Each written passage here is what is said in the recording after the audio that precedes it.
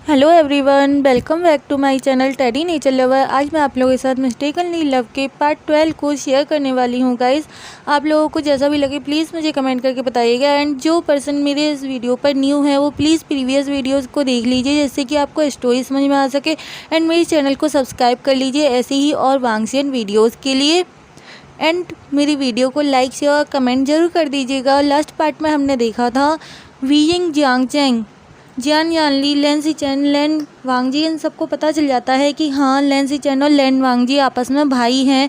इस बात को वो सबको नहीं बताते हैं, बस अपने तक ही सीमित रखते हैं। उन्होंने अपने अंकल लैन क्रेन को भी नहीं बताया कि वो दोनों कौन हैं, क्या हैं।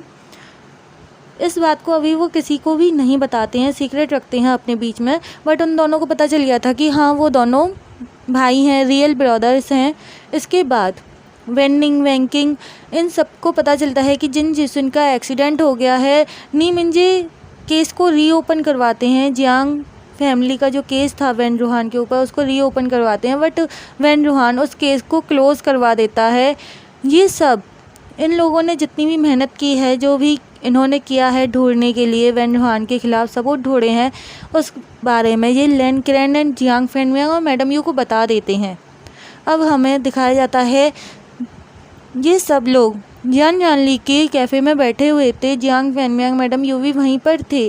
किसी को भी नहीं पता कि जियान यानली का एक कैफ़े है। ये बात सबसे छुपी हुई है, बिकॉज जियान यानली नेम बदल के अपने कैफ़े को चला रही हैं। वो उन्होंने ये बात किसी को भी नहीं बताई है कि वो कैफ़े चलाती हैं, बस उनकी जो ख़ास पर्सन्स हैं उनको ही पता है। वैन रूहान को इस बारे में नहीं पता है, इस वजह से ये कैफ़े सेफ़ है, यहाँ पर बात करना सेफ़ है इन लोगों का। अब वेनिंग के फ़ोन पर लैन क्रेन फ़ोन करते हैं, बट उसकी कॉल पिक नहीं होती है, बिकॉज़ वेनिंग ने अपने फ़ोन को गलती से साइलेंट मोड पे लगा रखा था। अब लैन क्रेन वैंकिंग के फ़ोन पर कॉल करते हैं और बताते हैं वैंकिंग, जो कि तुरंत लैन क्रेन के फ़ोन को पिक कर लेती है। तब लैन क्रेन कहते हैं वैंकिंग, तुम्हारे मॉम डैड को होश आ गया है, प्लीज़ तुम घर आ जाओ, वो तुमसे मिलना चाहते हैं। वो मेरी बात पर विश्वास नहीं कर रहे हैं, वो तुमसे मिलना चाहते हैं। तब वैंकिंग कहती है ओके अंकल, हम लोग अभी आ रहे हैं। तब लैन क्रेन कहते हैं तुम सब आना, मुझे पता है आज तुम सबकी मीटिंग है, बट मुझे आज यूनिवर्सिटी में काम था, इस वजह से मैं नहीं आ पाया मीटिंग में तुम लोगों से मिलने के लिए। तो तुम सब लोग मेरे घर आ सकते हो और मेरा घर सेफ़ होगा तुम सबके लिए। तब ये सब के सब अलग अलग होकर के लैन क्रेन के घर पहुंच जाते हैं। आधे घंटे बाद लैन क्रेन तुरंत वेनिंग और वैंकिंग को उनके मॉम डैड के पास लेकर जाते हैं। बाद बाकी ये सभी नी मिंजे, नी हुएसांग, लैन वांगजी, लैन सीचेन, वीइंग जियांगचैंग और जियांग फैनमियांग और मैडम यू, ये सब भी उनके पास चले गए थे। वेनिंग और वैंकिंग के मॉम डैड जैसे ही जियांग फैनमियांग और मैडम यू को देखते हैं तो वो एकदम, उनकी आंखों में पहले से आंसू थे। वेनिंग और वैंकिंग को देख के उन्होंने अपने सीने से लगा लिया अपने बच्चों को, जब उन्होंने देखा कि हाँ ये उन्हीं के बच्चे हैं। आज से 10 साल पहले का उन्हें सीन याद आ रहा था कि कैसे उनके भाई ने उनके साथ ऐसा किया, उनको धोखे से मारने की कोशिश की, और वो जब उसे मार नहीं पाई क्योंकि सारी प्रॉपर्टी उनके नाम पर थी, इस वजह से वो उसे मार नहीं सके। उनके मॉम डैड की सारी प्रॉपर्टी उनके नाम पर थी, इस वजह से वैन रूहान उन्हें मार नहीं पाया। जैसे ही वेनिंग और वैंकिंग के मदर एंड फादर सामने खड़े जियांग फैनमियांग और मैडम यू को देखते हैं तो वो अपनी जगह से रोते रोते ना खड़े हो जाते हैं। धीरे धीरे करके वो अपनी जगह से खड़े होते हैं और आके वेंस आकर के जियांग फैनमियांग और मैडम यू के सामने घुटनों पर बैठ कर के माफ़ी मांगते हैं कि हमें माफ़ कर दीजिए, हम ऐसा नहीं चाहते थे करना, हमें माफ़ कर दीजिए। उसने हमें फोर्स किया, हमारे बच्चों को उसने अगवा कर लिया था, उसने हमें ब्लैकमेल किया, अगर हम ऐसा नहीं करते तो वो हमारे बच्चों को मार डालता।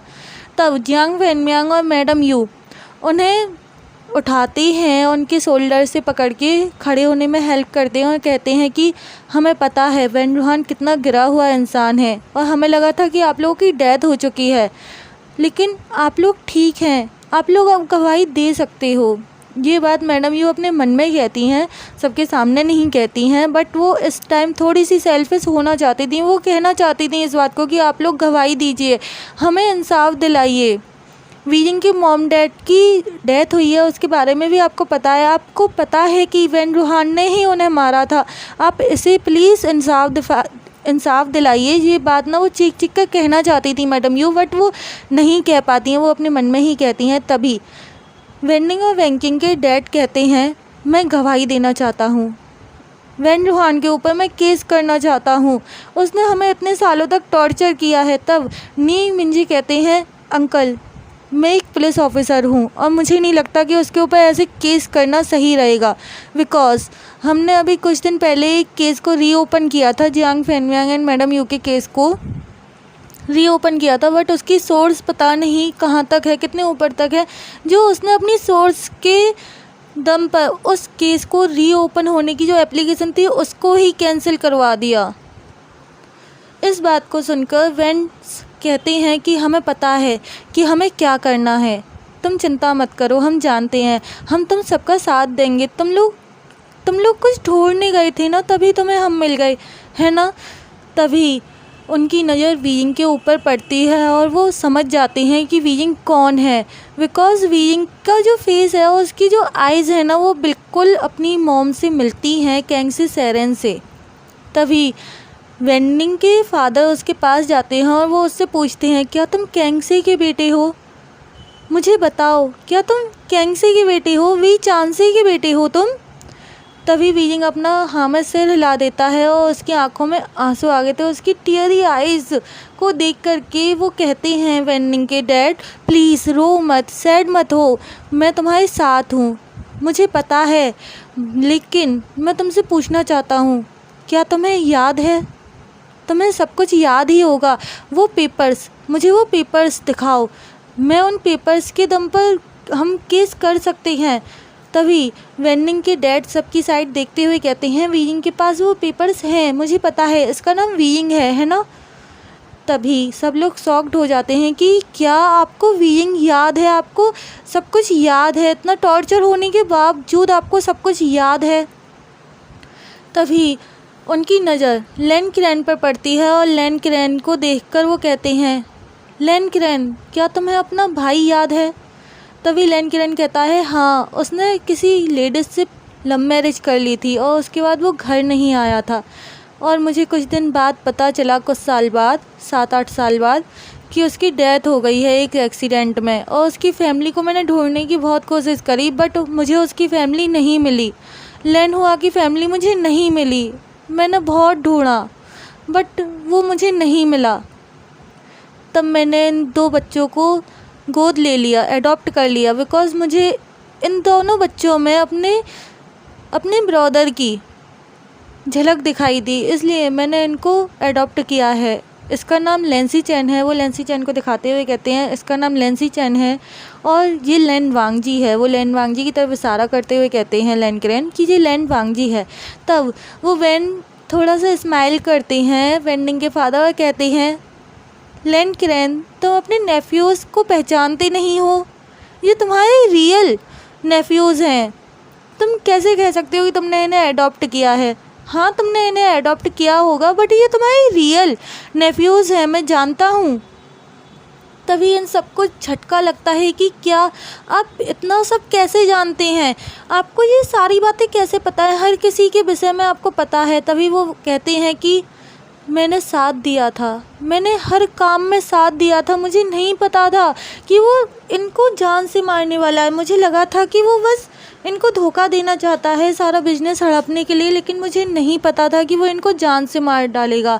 और ऐसा कह के वो रोते रोते एकदम से नीचे अपने घुटनों पर बैठ जाते हैं और बहुत तेज़ रोने लगते हैं। तब वेंडिंग और वैंकिंग उनके पास आते हैं और कहते हैं, डैड प्लीज़ शांत हो जाइए। लेन किरेन अपने नेफ्यूज़ को पा करके बहुत खुश थे, बट ये जो सिचुएशन थी, इस सिचुएशन में वो वेंस को संभालने में लग जाते हैं और वो कहते हैं, प्लीज़ तुम रो मत, तुम्हारी गलती नहीं है, तुम्हें धोखा दिया है तुम्हारे भाई ने ही। तभी वो कहता है, हाँ, उसने प्रॉपर्टी के लिए मुझे भी उसने सारे बिजनेस के लिए मुझे भी जान से मारने की कोशिश की, मेरे बच्चों की जान लेने की कोशिश की। इसके बाद हमें कुछ दिन बाद का सीन दिखाया जाता है। वीइंग अपनी पुरानी चीज़ों में कम से कम बहुत बार, काफ़ी टाइम, 100 टाइम्स वो ढूंढ चुका था अपनी चीज़ों में, बट उसे वो पेपर्स नहीं मिल रहे थे। तभी उसे अपने सिर में बहुत ज़्यादा पेन फील होता है और उसे एक धुंधली सी याद आती है कि उसके हाथ में एक टॉय है। वो उस टॉय को, जैसे ही वीइंग को वो टॉय याद आता है तो उसे याद आता है कि वो टॉय उसने ऑर्फनेज के एक बच्चे को दे दिया था। वो तुरंत वहाँ से जाने लगता है। वांग जी उसके हाथ को पकड़ के कहता है, वांग जी उसके पास ही बैठा हुआ था, वो तुरंत उसके हाथ को पकड़ के कहता है, वीइंग कहाँ जा रहे हो। जियान यानली भी आ जाती हैं और वो कहती हैं, हाँ वीइंग तुम कहाँ जा रहे हो ऐसे अचानक से।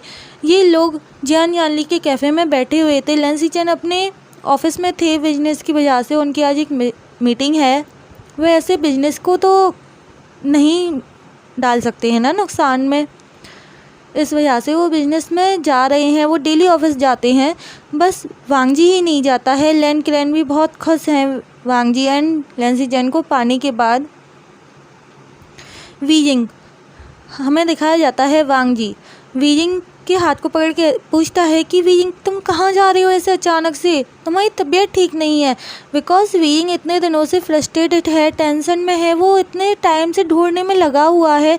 तो उसकी आंखों के नीचे काले घेरे आ गए थे। उसकी आंखों के नीचे के काले घेरों को देखते हुए वांग जी उससे पूछता है, प्लीज़ वीइंग मुझे बताओ तुम कहाँ जा रहे हो। तब वीइंग कहता है, वांग जी मैं अभी तुम्हें कुछ भी नहीं बता सकता हूँ कि मैं कहाँ जा रहा हूँ, मुझे बस जल्दी से जाना है, तुम मेरे साथ चलो। ऐसा कह करके वांग जी को वीइंग अपने साथ ले जाता है। वांग जी कार को ड्राइव करता है, बिकॉज वीइंग को कार ड्राइव करना नहीं आता है। और वीइंग उसी ऑर्फनेज में लेकर के आता है वांग जी को, जिस ऑर्फनेज में उसने अपने पुराने खिलौनों को बच्चों को दे दिया था, अनाथ आश्रम के और बच्चों को दे दिया था। तब वो उस बच्चे को ढूंढने लगता है और सिस्टर से आके पूछता है, सिस्टर यहाँ पे जो बच्चा था जिसको मैंने अपने खिलौने दिए थे, उसमें से 2 बच्चे यहाँ दिखाई नहीं दे रहे हैं। तभी वीइंग से वो सिस्टर कहती है, वीइंग तुम्हारी मेमोरी इतनी पुअर क्यों है, तुम्हारी मेमोरी इतनी ज़्यादा पुअर कैसे हो सकती है। बिकॉज उन सिस्टर को ना बहुत ज़्यादा गुस्सा आ रहा था, बिकॉज वो 2 बच्चे और कोई नहीं, आयुएंड और सिजवी हैं, एंड वो दोनों के दोनों बच्चे वांग जी के पास हैं इस समय। और वो वांग जी को ऐसे साथ देख करके वीइंग के, वो सिस्टर ना बहुत गुस्से में कहती हैं, वीइंग तुम्हारी मेमोरी इतनी ज़्यादा पुअर कैसे हो सकती है, तुम्हें पता भी है तुम क्या पूछ रहे हो। तो वीइंग कहता है, हाँ मुझे पता है, मैंने 2 बच्चों को अपने टॉयज़ दिए थे और मैं उन्हीं के बारे में पूछ रहा हूँ। तब वो सिस्टर बहुत ही ज़्यादा गुस्से में कहती है, हाँ और मुझे पता है कि तुम जिन बच्चों के बारे में पूछ रहे हो उनको जिन्होंने एडॉप्ट किया है, तुम उन्हीं के साथ यहाँ पर आए हो। वांग जी और वीइंग इस बात को सुन करके थोड़ा सा शॉक्ड हो जाते हैं, वो शॉक्ड होके ना देखने लगते हैं और सिस्टर की साइड। तभी वो सिस्टर कहती है, वांग जी, लैन वांग जी हो ना तुम, अभी कुछ दिन पहले ही तो 2 मंथ पहले ही तो तुम आयुएंड और सिजवी को लेकर के गए हो, तुम भूल कैसे गए। तभी वीइंग कहता है कि क्या मैं भूल कैसे सकता हूँ, मैंने 2 साल पहले अपने जो टॉयज़ बच्चों को दिए थे वो आयुएंड और सिजवी हैं। तब वांग जी को भी हल्की सी हंसी आ जाती है। वो सिस्टर जो कि वीइंग के इस रिएक्शन पर हंस रही थी और उसे गुस्सा भी आ रहा था, वांग जी को भी थोड़ी सी स्माइल आ जाती है कि क्या वीइंग तुम इतनी सी बात भूल गए, तुम इतने दिन से, जब से मैंने उन बच्चों को अडॉप्ट किया है, तुम तब से आयुएंड और सिजवी को केयर टेक कर रहे हो और तुम्हें पता नहीं चला कि वो वही बच्चे हैं जिन्हें तुमने टॉयज़ दिए हैं।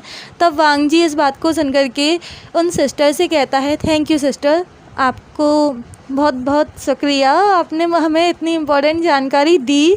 और वांग जी ना हंसे जा रहा था, उसको इतने दिनों बाद हंसी आई थी उसके फेस पर। तो वीइंग भी ना उससे कुछ कहता नहीं है। एंड इसके बाद वांग जी और वीइंग घर आ जाते हैं, वांग जी के डोम पर आ जाते हैं और वो आयुएंड और सिजवी के खिलौनों में ढूंढने लगते हैं। आज आयुएंड और सिजवी जियान यानली के साथ रहेंगे उसके कैफ़े पर, बिकॉज़ आज उनके घर पर उन्हें कुछ काम है। इस वजह से अंकल किरण आने वाले हैं, मैडम यू एंड जियांग फैनमियांग भी आने वाले हैं, इस वजह से बच्चों का वहाँ रहना ठीक नहीं होगा। अब हमें दिखाया जाता है वीइंग और वांग जी मिलकर के उस टॉय को ढूंढ रहे होते हैं। वीइंग को बहुत ज़्यादा गुस्सा आ रहा होता है कि वो ऐसे कैसे भूल सकता है, इन बच्चों को कैसे भूल सकता है, इतने प्यारे बच्चे हैं, इनको कैसे भूल गया, उसकी मेमोरी इतनी ज़्यादा पुअर कैसे हो सकती है। वो अपने आप को मन ही मन ना कोसे जा रहा था बहुत ज़्यादा, और वो ना ढूंढता है अलमारी में, पूरी अलमीरा भरी हुई थी खिलौनों से। वांग जी ने इतने सारे खिलौने दिलाए हुए थे आयुएंड और सिजवी को कि उनकी ना पूरी एक अलमीरा भर गई थी खिलौनों से। सिर्फ खिलौने ही थे उस अलमीरा में। तभी वांग जी को एक पुराना सा टॉय दिखता है और वो उस टॉय को उठाते हुए कहता है, वीइंग क्या यही वो टॉय है? तब वीइंग कहता है, हाँ यही वो टॉय है, इसमें एक पासवर्ड लगता है, मुझे वो पासवर्ड भी याद करना पड़ेगा। तब वीइंग उसमें कई सारे नंबर्स डालता है, बट कितने भी नंबर डालने पर वो टॉय ओपन नहीं होता है। वो एक जैसे रेल होती है ना, इलेक्ट्रिक रेल, उसकी तरह था वो टॉय। एक इलेक्ट्रिक ट्रेन थी वो, छोटी सी बच्चों के खेलने की, और उसमें पासवर्ड लगाया हुआ था वीइंग ने, और उस पासवर्ड की मदद से ही उसका डोर ओपन होता है। उसके बिना उसका डोर ओपन नहीं हो सकता है, वो उसको ब्रोक नहीं कर सकते हैं, बिकॉज आयुएंड और सिजवी ने उसे बहुत ज़्यादा संभाल के रखा हुआ था। बाद बाकी टॉयज़ उन्होंने ऐसे ही रख रखे थे, बट इस टॉय को उन दोनों ने बहुत ही ज़्यादा संभाल के रखा हुआ था, तो इस टॉय को वो ब्रोक नहीं कर सकते हैं। बिकॉज ये टॉय आयुएंड और सिजवी के लिए बहुत मायने रखता है, बहुत ज़्यादा इम्पोर्टेंट है। काफ़ी टाइम ट्राई करने के बाद वीइंग उसमें अपनी डेट ऑफ बर्थ डालता है, और जैसे ही उसने अपनी डेट ऑफ बर्थ डाली, ईयर डाली, तभी उसका जो लॉक था वो खुल जाता है, और वो लॉक खोल के उसमें देखता है तो उसमें कुछ पेपर्स रखे हुए थे। वीइंग उन पेपर्स को निकाल के देखता है तो वो वही पेपर थे बिजनेस के। इसके बाद हमें दिखाया जाता है इवनिंग का सीन दिखाया जाता है। सभी लोग वहाँ पे आ चुके थे। वीइंग उन सभी को वो पेपर्स दिखाते हुए कहता है कि मुझे ये पेपर्स मिल चुके हैं। जियांग फैनमियांग और मैडम यू बहुत ही ज़्यादा खुश हो जाते हैं कि वीइंग तुमने ये पेपर्स ढूंढ लिए। नी मिंजे वो केस करने के लिए कहते हैं, तो वीइंग कहता है ठीक है मैं केस करने के लिए तैयार हूँ। इसके बाद हमें दिखाया जाता है, कुछ दिन बाद का सीन दिखाया जाता है वैन रूहान के ख़िलाफ़। सारे सबूत तो नहीं, लेकिन नी मिंजू ने जैसे तैसे करके सबूत ढूंढ लिए थे, और नी मिंजू ने उसके 2 वर्कर्स को पकड़ के और अपने पास अपने सीक्रेट जगह पे रखा था। पुलिस क्वार्टर्स में या जेल में नहीं रखा था उन्होंने, जिससे कि वो मरे ना। बिकॉज जब भी वो जेल भेज देते हैं या पुलिस क्वार्टर्स में पुलिस की निगरानी में भेजते हैं तो उनके गवाह मर जाते हैं। आज पूरे 10 या 15 दिन बाद, पूरे कम से कम 15 दिन बाद सुनवाई है इन लोगों का केस की सुनवाई है कोर्ट में, और कोर्ट में ये साबित हो जाता है कि हाँ वैन रूहान एक स्मगलर है, उसने स्मगलिंग की है, उसने धोखे से वीइंग और वांग जी इनके मॉम डैड की जान ली है। बिकॉज वांग जी के मॉम डैड, वांग जी के फादर एक पुलिस ऑफिसर थे, और वो इस केस को हैंडल कर रहे थे, वो इस केस में सर्च कर रहे थे सबूतों को, और उस टाइम पे उन्होंने वैन रूहान के ख़िलाफ़ काफ़ी सारे सबूत ढूंढ लिए थे, जिस वजह से वैन रूहान ने उनकी हत्या करवा दी थी। सारे सबूत सामने आ चुके थे, सब कुछ सामने आ चुका था, वैन रूहान के ख़िलाफ़ सब कुछ मिल चुका था। सिर्फ और सिर्फ उन पेपर्स की वजह से हमें इतनी सारी मदद मिली थी कि वैन रूहान के ख़िलाफ़ ना सारे सबूत मिल चुके थे। एंड नी मिंजे वो जिन ज्यूसन के फ़ोन की रिकॉर्डिंग को भी जैसे तैसे करके निकलवा लेते हैं, जिसमें वैन चाओ जिन ज्यूसन का एक्सीडेंट करवा रहा होता है। एंड हमें दिखाया जाता है कि वो सब कुछ वैन चाओ ने अपने फादर के कहने पर किया था। वैन रूहान अपने सारे गुनाहों को कबूल कर लेता है, बिकॉज उसके पास अब और कोई रास्ता नहीं था। वो अपने बेटों को बचाना चाहता था, वैन जूलियो और वैन चाओ को वो बचाना चाहता था, बिकॉज वो वैनशू को पहले ही खो चुका है। एक डील के दौरान वैनशू जो उसका सबसे बड़ा बेटा है उसको वो खो चुका है, उसकी डेथ हो चुकी है, और वो अब नहीं चाहता है कि उसके और दोनों बेटे किसी भी प्रॉब्लम में फंसें। इस वजह से वो अब सारे के जितने भी कुकर्म किए थे ना, जितना भी उसने गलत किया था, वो सब वो एक्सेप्ट कर लेता है और एक्सेप्ट करके वो जेल चला जाता है। लेकिन वेन चाओ और वेन जूलियो वो दोनों बहुत ज़्यादा गुस्सा हो गए थे। उन दोनों को कंपनी से निकालने की बजाय वीइंग ने उनको उनके फादर का 25% देने का वादा किया था, जिसमें वेंडिंग और वैंकिंग भी शामिल होंगे। इसके बाद हमें दिखाया जाता है वेन चाओ और वेन जूलियो वो दोनों बदला लेने की सोच रहे होते हैं। एक रूम में बैठे हुए थे और वो कहते हैं कि हमें अपने डैड की इस इंसल्ट का और इतने सारे झूठे इल्ज़ामों का ना बदला लेना ही होगा। उन्हें अभी तक यही लगता है कि उनके फादर ने कुछ भी नहीं किया और ये सब कुछ जितना भी कुछ उनके ऊपर जितना भी इल्ज़ाम लगा है वो सब झूठ है। इन लोगों ने झूठा इल्ज़ाम लगाया है। इसी वजह से इन सब बातों को सोच करके वो बदला लेने की सोचते हैं और वो वीइंग को मारने का प्लान बनाते हैं। हेलो एवरीवन, आज के पार्ट को मैं यहीं पे एंड कर रही हूँ। आप लोगों को जैसा भी लगे प्लीज़ मुझे कमेंट करके ज़रूर बताइएगा एंड वीडियो को लाइक शेयर कमेंट जरूर कर दीजिएगा। Tata bye bye, take care.